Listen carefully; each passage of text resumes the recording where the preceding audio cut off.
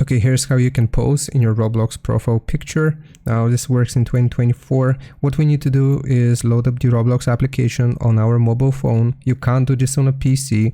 So here, if we have our Roblox app open, we're gonna click on avatar in the center right here at the bottom.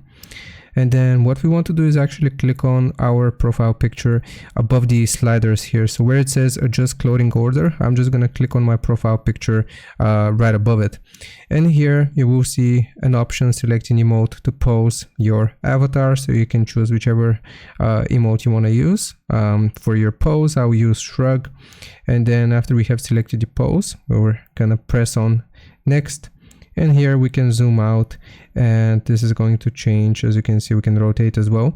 And what this is going to do is going to make us pose in our Roblox profile picture. So if I click on next, looking good, both views will be used as your profile photo across the app. So if I click on save, that's how you do it. I hope this helps you out. Leave a like and sub, and I'll see you next time.